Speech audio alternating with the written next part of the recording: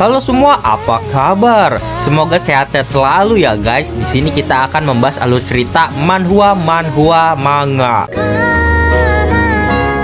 Bagi yang belum subscribe bisa dibantu subscribe-nya dan jangan lupa like video ini jika kalian merasa terhibur. Aku juga ingin mengucapkan terima kasih untuk yang sudah join atau gabung ke membership channel ini. Walaupun hanya 5.000 sebulan, tetapi sangat membantu perkembangan channel ini yang sering terkena dolar kuning. Dan jika ada yang mau mengapresiasi lebih ke channel ini, kalian bisa sawer. Link sawernya ada di deskripsi. Terima kasih banyak. Kali ini kita akan melanjutkan komik yang berjudul Gamer Got Isekai. Oh iya, aku juga sudah membuatkan playlist untuk komik ini. Jadi jika kamu belum menonton part sebelumnya atau kamu mencari lanjutan dari part ini, kamu bisa cek playlist di deskripsi. Terima kasih. Di part sebelumnya terlihat bahwa ada pedagang licik yang menaikkan harga di sana. Sekarang kita masuk ke part selanjutnya. Di part selanjutnya di perkebunan di luar kota Xiang. Di sana Liu Feng bersama yang lainnya sedang jalan-jalan. Tuan, ini jenis apa? Ini tanaman apa? Ya, inilah tanaman tebu. Aku sudah menanamnya di sini tahun lalu musim semi. Tanaman ini bisa dimakan kok, tapi jangan ditelan ya. Mina coba makan ini. Mina pun memakannya. Nyam nyam nyam. Sangat enak, Tuan. Lalu Ani berkata, "Tuan, gula dari ini apa bedanya dengan gula dari lebah?" Ya, Ani, kamu tahu kan es krim di kastil sangat berbeda rasanya dengan es krim di luar kastil. Karena di kastil itu memakai tebu sebagai gulanya, jadi rasanya berbeda. Ya sudah, kita akan pergi ke pabrik dulu ya. Kita akan membuat gula di pabrik gula. Ya, pabrik gula. Pembuatan gula sebenarnya sangat sederhana. Pertama, harus memeras sari dari tanamannya saja, lalu menyaring kotorannya, kemudian merebusnya hingga airnya mengering, lalu terakhir dicetak. Wow, gampang sekali. Setelah itu kita diperlihatkan di 2 hari kemudian di kota Xiang. Orang-orang pada ribut semuanya. Harga permen dari gula lebah ini masih sangat tinggi. Bagaimana kita membeli gula? Terlihat di sana ada pedagang yang licik. Anak buah pedagang licik berkata, "Yo, tahukah kamu bahwa baru-baru ini harganya sudah naik lagi?" "Hah, tetapi jika Anda menjual di harga segitu, apa ada yang membelinya?" kata pembeli. "Ya tentu saja ada, masih banyak pelanggan yang lain yang ingin menginginkannya kok." Lalu anak buah yang licik itu pun berbicara kepada ketua si licik ini. Ketua pedagang licik berkata, "Selama kita terus mempertahankan harga yang tinggi, pemilik kota pasti tidak punya pilihan selain untuk bernegosiasi persyaratan dengan kita, mengetahui resep pembuatan es krim." Ya benar, apa yang dikatakan saudara benar. Tapi terdengar suara di sana. "Jual gula, toko gula lapak milik tuan kota, harganya lebih jauh murah." Hah, apa itu? Itu ternyata sebelah mereka ada yang jual gula lagi. Ini beneran? Ah, pasti ini penemuan baru Tuan Liu Feng ya. Wah, aku ingin beli satu dong, aku ingin membeli gula. Terlihat di sana, pedagang licik itu melihatnya. Tuan kota Liu Feng ini benar-benar luar biasa. Dia bisa menemukan solusinya dengan cepat. Ini apa yang harus kita lakukan sekarang? Ya sudah jelas dong, kita kalah. Kita akan mengembalikan harga gula seperti biasanya. Lalu anak buahnya pun pergi meninggalkannya. Sialan, kita pergi saja kalau begitu. Terlihat di sana, penjual yang licik itu pun tersenyum. Memiliki karakter yang kuat seperti itu ya. Seharusnya dia dapat memenuhi persyaratan yang mulia, bukan? Sepertinya dia mempunyai rencana untuk yang mulia Liu Feng, orang tersebut. Lalu kita diperlihatkan di rumah utama kota Xiang. Liu Feng di sana memegang sebuah potongan besi di tangannya. Dia berkata, "Wow, tidak menyangka ya item ini bisa dibuat." Lalu Pak Yilili berkata, "Ya tentu saja tuan, karena itu yang membuat Yuffie, anakku, mengambil item rahasiaku waktu aku tidur."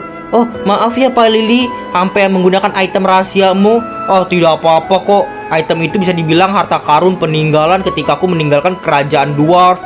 Dan itu hanya barang sisaan saja." Liu Feng memanggil Nir. "Nir, tolong panggilkan Nona Dalena kemari." "Baik, Tuan." Tuan Liu Feng, kamu ingin memanggil Nona Dalena untuk datang berdagang dengan dwarf ya?" "Ya benar, Paman. Kami tidak tahu banyak tentang kerajaan Aoli Dwarf. Kami membutuhkanmu untuk memberi kami informasi nanti." "Tuan, rencanamu tidak berhasil, Tuan. Mereka tidak menjual biji besinya keluar kerajaan mereka." Lalu Mina berkata, "Mengapa bisa begitu?" "Ya, biji besi ini dibuat sebagai senjata. Nanti yang repot adalah kerajaan dwarf itu sendiri." "Ya, ini merepotkan," kata Liu Feng. Tapi Pak Ilili berkata, apa salahnya kita mencobanya Tuan? Mungkin kerajaan dwarf sekarang telah mencabut larangan tersebut. Coba saja kita pergi. Lalu datanglah Yuve di sana. Tapi Mina sedang berkata di sana dengan Pak Lili. Oh iya Pak Lili, mengapa Yuve bersikeras membangun sebuah balon terbang untuk kerajaan dwarf? Lalu terlihatlah di sana flashback yang diceritakan oleh Pak Lili. Ya, Ibu Yuve sangat tidak suka hal-hal menempa seperti para dwarf lainnya. Dia sangat suka berpetualang. Saat itu aku hanyalah seorang pandai besi dari kerajaan dwarf. Dan pada saat itu kebetulan aku ingin berencana membuat peralatan terbaik di dunia. Aku tidak suka membuat senjata, tapi kebanyakan mereka menginginkan senjata. Lalu datanglah wanita itu kepadaku. Hei, sampai suatu hari seorang gadis cantik datang ke suatu desa. Dia melihatku menempa. Dia berkata, apakah kamu adalah pandai besi terbaik di desa ini? Tolong bantu aku membuat satu peralatan ya, karena aku ingin berpetualang. Aku tidak menyadarinya bahwa dia adalah seorang putri pada saat itu. Aku pikir dia hanya seorang gadis cantik biasa, namun dia seorang putri kerajaan yang menyukai petualangan. Dan senyumnya langsung menaklukkan hatiku. Singkat waktu, kemudian banyak hal yang terjadi. Lalu terlahirlah Yove. Pada saat itu juga keluarga kerajaan mengetahui hal ini. Demi untuk melindungi Yove, aku bisa membawanya pergi dari sana. Jika ada seseorang yang mengetahui Yove masih hidup, mungkin dia tidak selamat atau membunuhnya. Yove mendengar hal itu pun langsung naik ke atas kerajaan. Liu Feng mengetahuinya, dia menguping. Rupanya kamu berada di sini, Yove. Tuan Liu Feng, aku. Jangan merenung, Yove. Memang wajar jika kita sewaktu-waktu merindukan ibu. Rindu? Apakah Tuan Liu Feng juga merindukan ibumu? Ya, aku seorang anak yatim piatu, kata Liu Feng. Aku sama sepertimu, aku belum pernah bertemu dengan ibuku. Aku tidak tahu apakah dia masih di dunia ini. Tapi jika memungkinkan, aku sangat ingin melihatnya. Jadi aku sangat mengerti kok apa yang sedang dirasakan oleh hati Yove. Aku berjanji kepadamu bahwa aku akan membantumu untuk mewujudkan keinginanmu nanti ini ya. Terlihat di pesisir kota Xiang. Di sana ada pendeta yang berbicara dengan seorang pedagang licik di sana. Itu mengejutkanku. Rupanya kamu memiliki seseorang kenalan di kota asing ini ya. Luobin. Ternyata pedagang licik ini seorang seperti Puli. Dia seorang juga bernama Luobin. Sepertinya kita dipertemukan di sini oleh takdir ya. Ya, namun Luobin, apakah tidak ada apa-apa jika kamu meninggalkan kerajaan Yadian? Ternyata Luobin ini adalah dari kerajaan Yadian. Bukan kerajaan Ninglao lagi, tetapi sudah beda negara, kerajaan Yadian. Ya, karena yang mulia segera berkuasa dan tidak memiliki pengalaman, aku khawatir jika ditinggal olehmu, Luobin. Luobin berkata, Uskup Pak Jin tenang saja. Yang mulia masih muda dan sangat menjanjikan. Dia bisa mengurusnya sendiri. Bahkan jika yang mulia muda dan menjanjikan, dia masih harus perlu banyak belajar tahu. Kami telah mempertimbangannya, Pak Jin. Lalu terlihatlah beberapa hari kemudian, Liu Feng di sini yang melihat laporan. Apa yang terjadi, Tuan? Selama ini bagaimana bisa terjadi begitu banyak konflik di kota? Dan kebanyakan dari mereka adalah ras manusia hewan. Ani melihat laporannya. Iya, agak aneh ya, Tuan. Belakangan ini ganjil, banyak banget penduduk kota yang sering bertengkar. Lalu Liu Feng berkata, Mina, tolong urus ya, selidiki kasus ini. Baik, Tuan. Terlihat di malam hari, beberapa ras hewan di sana masuk ke dalam gedung yang besar. Di sana ia celingak-celinguk seperti mencurigakan rupanya. Di dalam gedung tersebut terdapat suara. Oh Tuhan Bapa, terima kasih, Engkau telah memberi kami segalanya. Ternyata itu adalah Uskup Pak Jin atau pendeta Pak Jin di sana. Selama kalian percaya kepada Tuhan, kalian bisa mendapatkan semua yang kamu inginkan. Terlihat semua jemaatnya adalah ras hewan. Terima kasih Tuhan telah memberi kami kehidupan. Kami bersedia memberikan semua yang aku miliki untuk Tuhan. Lalu Pak Jin di sini berpikir, benar-benar para ras manusia hewan yang memiliki akal rendah. Semoga kamu diberkati oleh Tuhan ya. Pak Jin memberkatinya. Terima kasih Uskup Pak Jin. Di sana Pak Jin berkata lagi, percayalah kepada Tuhan. Tuhan akan mengaruniakanmu kehidupan kekal suatu hari nanti. Benar saja, para ras manusia hewan itu bodoh, kata Uskup Pak Jin. Datanglah Mina di sana dan sekuat serigala. Tunggu dulu, kalian ikut aku dulu. Pak Jin di sana pun ditendang kepalanya dengan Mina. Pak Jin pun langsung jatuh seketika. Kamu ditangkap, Tuan Pak Jin. Apa yang ingin kamu katakan sebaiknya kamu katakan dengan jujur. Lalu Mina kembali lagi ke Liu Feng. Tuan, aku berhasil mendapatkan semua jawabannya. Loh, sangat cepat sekali Mina. Ya iya dong. Lalu Liu Feng melihat surat yang dibawa oleh Pak Jin. Utusan dari hamba Tuhan akan segera datang ke kota Xiang. Terlihat di gereja kuil ilahi uskup. Di sana ketua uskup berkata, Uskup Kailu, biarkan dia membawa anak buahnya ke kota Xiang untuk membantu uskup Pak Jin dalam sebuah misi. Dimengerti. Yo, kota Xiang. Pak Jin benar-benar menemukan kota yang bagus. Sepertinya sudah merencanakan yang jahat di sana. Lalu kita diperlihatkan di sini di kota Xiang lagi. Datanglah ras manusia burung di sana. Di sana Ani berkata, Tuan, Soyu sudah kembali. Soyu sudah kembali. Soyu di sana membawa semua batu yang tersedia di sana. Coba Tuan lihat barangnya ya. Apakah ada barang yang sesuai dengan keinginanmu, Tuan? Wow, sangat banyak sekali. Kamu membawa apa saja ini? Ya, karena Tuan Muda telah menyuruhku membawa apapun yang aku tidak tahu di jalanan. Jadi daripada aku salah kan aku bawa saja. Lalu Liu Feng melihat sebuah daun di sana. Tanaman ini sebenarnya bisa ditemukan di sana ya? Suyo, apakah ada getahnya dari tanaman ini? Ya ada Tuan, ini getahnya. Wow, ini adalah bahan baku karet. Baku karet alam. Bisa membuat ban, bisa membuat ember, bisa membuat sesuatu hal. Suyo, kamu sudah melakukan yang terbaik. Lalu Liu Feng melihat satu-satu barangnya. Ya, kalau yang ini namanya batu belerang yang aku perlukan. Lalu yang ini namanya adalah batu biji giok, hanya sebagai hiasan saja. Tapi sepertinya aku bisa menjualnya di dunia asli nih supaya jadi duit. Lalu terlihat ada sesuatu buah di sana. Tapi kenapa benda ini sangat familiar ya, kata Liu Feng. Suyo berkata, Liu Feng, kamu tidak boleh memakannya. Ketika aku memakannya rasanya pahit. Lalu ketika aku melemparkannya ke api, apinya langsung membesar dan ingin membakar sayapku. Lalu Liu Feng pun melemparkan buah itu ke api yang ada di sana. Ya, buah ini mungkin mengandung semacam alat bantu pembakaran. Setelah dilemparkan, Nani? Ya, ini adalah energi baru yang bisa digunakan. Ada harta karun ternyata di dunia ini ya. Ani, buat pengumuman. Aku membutuhkan seseorang yang bisa memasuki pegunungan terlarang, terutama lokasi sekitar buah-buahan ini, dan juga mengambil pohon karet batu belerang. Lalu kita diperlihatkan di pelabuhan Dwarf. Di sana ada seseorang. Yile berkata, "Hei, orang-orang di atas kapal, turunlah, kalian akan diperiksa." Lalu di sana di atas kapal terdapat Mira dan juga Dalena. Wow, ada banyak sekali dwarf ya. Ya iyalah, ini namanya kerajaan dwarf, kata Dalena.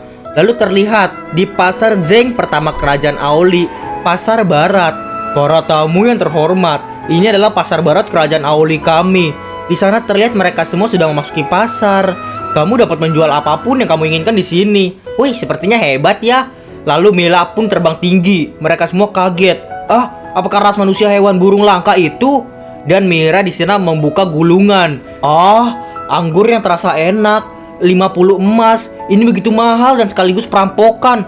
Tapi bau apa ini? Baunya sangat enak. Lalu orang-orang melihat anggur yang dibawa dari kota Xiang. Wow, harum sekali. Ayo kita ke sana. Lalu terlihat di istana Dukal. Di sana ternyata Le adalah anak dari seorang bangsawan di sana, seorang duk. Hei, aroma anggur ini sangat enak ya. Iya ayah, aku dapat anggur ini gratis dari orang yang datang ke kota Xiang. Ayahnya pun meminum anggur tersebut. Anggur yang sangat enak sekali. Anakku, cepat hubungi anggur itu. Aku ingin membeli banyak anggur. Lalu terlihat Le buru-buru keluar dan ingin membeli anggur dari kota Xiang. Antar aku pergi ke pasar barat yuk. Baik. Lalu di sana terdapat seseorang yang memanggil Le. Itu Putri Daisy. Putri kerajaan Aoli bernama Daisy. Putri, kenapa kamu di sini? Ya karena aku bosan di istana. Aku ingin bermain denganmu. Tapi aku harus pergi ke pasar barat, Putri. Kalau begitu aku juga ikut aja ke pasar barat. Di sana mereka sudah sampai ke pasar barat. Di sana berbincang-bincanglah Le kepada Putri Daisy. Iya Putri, benar ada anggur yang sangat hebat dan kuat sekali aromanya di sini. Orang tuaku bilang dia rasanya enak sekali. Karena Duk bilang anggur itu berasa enak, jadi aku ingin membelikan untuk ayah juga ya. Lalu terlihat mereka di sana memanggil Dalena. Nona Dalena, Nona Dalena. Ternyata orang-orang di sekitar sana membuka jalan untuk sang putri. Minggir, itu buka jalan untuk sang putri. Yang mulia, yang mulia. Akhirnya di sana Lei putri Daisy bertemu dengan Dalena. Nona Dalena di sampingku adalah sang putri dari kerajaan dwarf kami, Putri Daisy. Halo Nona Dalena, mendengar bahwa kamu memiliki anggur yang terbaik ya? Apakah kamu akan memberikan kami beberapa? Tentu saja, boleh kok, dengan senang hati, kata Dalena. Lalu kita diperlihatkan di istana dwarf. Belum mempertimbangkannya ya? Aku hanya ingin biji besi itu. Terdapat seorang di sana. Tanah terlarang, raja kerajaan Manor ras manusia Make. Raja itu pun seperti menginginkan biji besi dari kerajaan dwarf. Dan dia berkata, ataukah gandum akhir-akhirnya tumbuh di kerajaanmu? Bagaimana kamu bisa mendapatkan gandum kalau kamu tidak menjual biji besi kepada kami? Yang mulia, Luo bosen? Lalu terlihat di sana Putri Daisy meminum anggurnya. Anggur ini sangat enak, Nona Dalena. Berapa anggur ini harganya? Ya, ini anggurnya kualitas rendah saja kok yang itu. Yang ini baru kualitas nomor 1 dan tinggi. Yokue Dahe, anggur spesial kota Xiang, Yokue Dahe. Kami ingin menggunakan anggur Yokue Dahe ini untuk menjalin perdagangan jangka panjang dengan kerajaanmu. Seperti biji besi. Apa? Ile, ayo kita pergi dari sini. Putri, kenapa? Ya, itu sangat disayangkan, Putri Daisy. Ya, pada awalnya aku ingin bicara denganmu cara menyelesaikan keuangan kerajaan dwarf. Apa katamu? Ya, jika Putri Daisy tertarik, kita bisa bicara detailnya di tempat lain. Lalu terlihat di tempat lain, sepertinya Putri Daisy tertarik. Silakan berbicara. Ya, mohon izin aku berbicara. Ya, meskipun kerajaan dwarf kamu memiliki sumber daya biji yang sangat besar sekali, tapi jarang mengekspornya ya kan? Lalu bagaimana kamu bisa mendapatkan uang koin kalau begitu? Bayangkan, jika kamu menyimpan besinya sendiri, kemungkinan kerajaan-kerajaan yang di samping-sampingmu itu mereka akan menganggapmu sebagai ancaman. Bukankah mereka akan lebih berbahaya? Ini ayahku belum memberitahuku tentang ini. Putri Daisy, seperti yang kamu katakan, apakah tidak khawatir jika kerajaan-kerajaan lain akan menyerbu kerajaan ini? Ya, aku akan memberitahu ayahku deh. Pokoknya hasilnya apapun aku tidak dapat membantu ya. Terima kasih kalau begitu. By the way, kotak ini berisikan makanan dan barang-barang produk kota Xiang. Kamu bisa membawanya ya. Aku harap kamu memberikannya kepada raja. Istana kerajaan dwarf. Di sana raja sedang berpikir, jika aku tidak memberikannya, sulit untuk mengatakan apakah kerajaanku akan bisa bertahan pada musim dingin ini. Makanan terlalu langka di sini. Lalu di sana terlihatlah kerajaan Manor dan kerajaan Auli dwarf. Ya, jika biji besi itu diberikan kepada kerajaan Manor, akan menjadi lebih kuat dia dan mencaplok dua negara lainnya, dan akan setika mungkin menyatukan pemulihan persatuan. Kerajaan Auli akan kembali ke keadaan terancam sebelumnya. Bagaimana ini? Lalu datanglah Putri Daisy. Ayah. Loh, Daisy, kenapa kamu ada di sini? Ya, aku pergi tadi di pasar. Ada seorang yang membawa ini. Ini anggur yang enak katanya dari kota Xiang. Hah, kota Xiang? Aku belum pernah dengar kota itu. Ya, coba saja dulu ayah. Terima kasih putri kecilku. Lalu ia pun mencoba anggur tersebut. Anggur ini sangat enak ya. Ayah, ini ada beberapa hadiah lagi yang dibawa oleh mereka ke sini. Ayah, mereka ini menginginkan biji besi. Biji besi lagi, biji besi lagi. Kerajaan-kerajaan itu mendapatkan biji besi kami, tetapi mereka membuat senjata untuk menyerang kami, dan kita malah membayar harga yang mahal untuk itu. Sejak itu kami tidak lagi mengekspor biji besi kepada kerajaan lain. Tapi setidaknya aku harus bertemu dengan mereka dulu deh. Kami dari karavan dagang Suolo, kerajaan Niluo. Dalena memberi hormat kepada yang mulia. Bangun, bangun. Dalena, aku sudah melihat semua barang-barang yang kamu bawa. Kualitasnya sangat bagus. Tapi aku ingin bertanya, Anda ingin biji besi untuk apa? Yang mulia, biji besi itu digunakan untuk mengembangkan kota Xiang. Kami membutuhkan banyak biji besi untuk rumah dan jalan. Membangun jalan, rumah, tidak membutuhkan biji besi sama sekali, Dalena. Ya, dalam sebuah rencananya, tuan kota kami ingin membangun sesuatu hal yang bagus di depannya.